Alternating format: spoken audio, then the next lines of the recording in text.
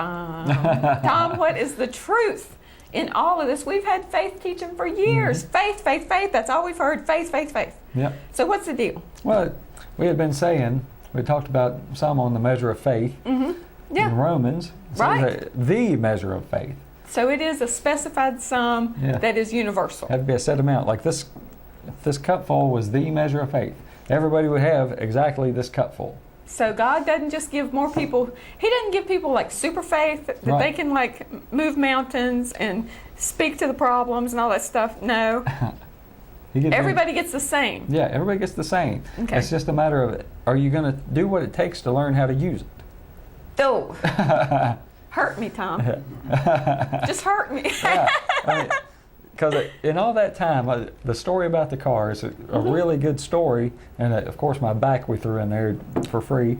Yeah, that's a good story too. Yeah, it was a time when we couldn't see the end coming. We couldn't see, well, okay, we got this much money, we can do this. You know, we really didn't have enough money to do anything right at that moment. What with medical bills, prescriptions, missing work, all kinds of other bills that we already had, which, so on and so forth. I know you've been set free from a bunch of those. Oh too. yeah, absolutely. I mean, this year has been a remarkable year for me and Misty financially. Yeah. And we've been able to do a lot of projects that we had been dreaming of doing for years. Well, and we've actually started seeing completion on some of those things, and it's really good. We even got another dog. Yay! Yay!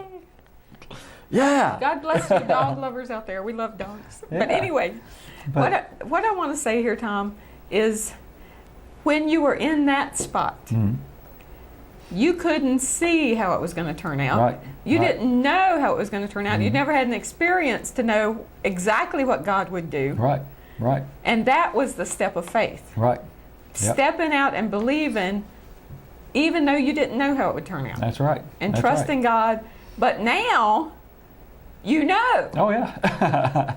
And it makes it much easier. Once you've made the initial step, the rest of the steps are not as difficult, are they? That's right. That's right. I mean, it's just what was happening at that time is that we had already made a decision long ago. Bingo. Long before this had come to pass, long before the car broke down, that we were going to trust God and believe Him and believe what His Word says and stand on the Word, no matter what. Well, that's a biggie. Yeah, and when this came, it was a huge opportunity to do so. Yeah. Because we hadn't been faced with such a thing before. So, I mean, it's a big financial thing. And on top of it, car, I was hurt. Health. Yeah, I was hurt. So you had financial and health issues. Yeah, that I had to believe not only for myself to be healed, but for a car so that we could get around. Because we only had the one little car. And me and Misty both worked. So, I mean, it was kind of tough working that out.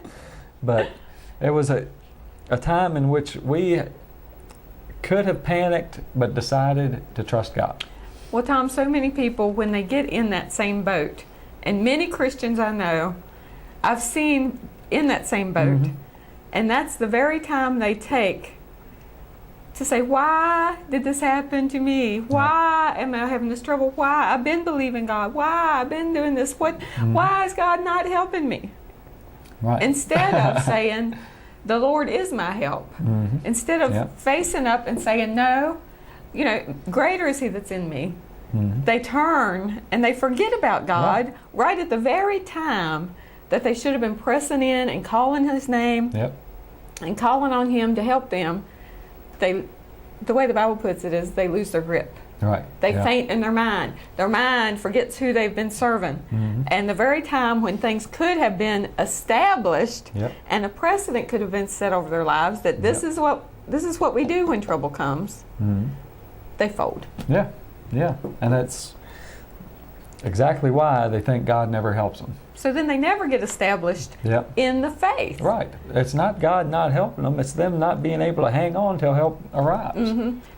Well, the one word that you said that sticks out to me, Tom, is you made a decision. Oh, yeah. Yeah. And when the pressure was on and when things looked bad, and when you didn't know. Right. You see, faith doesn't know. Faith believes. Yep.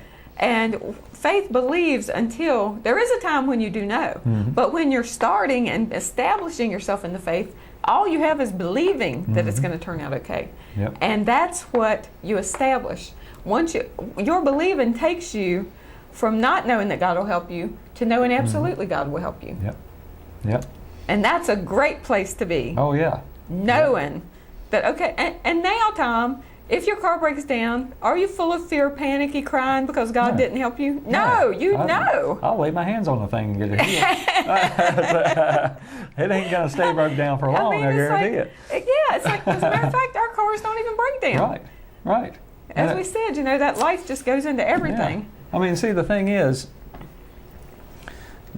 the Lord has shown me and Misty how to believe.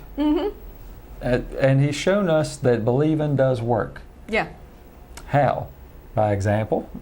Thank you, Tom. In other people's lives, and by example in our own lives through getting in the Word and finding things for ourselves and believing and seeing it come to pass. Well, and that's the only way it works. Sitting under good teaching, if you want to see the hand of God move in your life, sitting under good teaching is required. Yeah, you will never see the hand of God move in your life if you are not receiving more word than you are now. Yeah. I mean, if nothing is happening in your life, it's not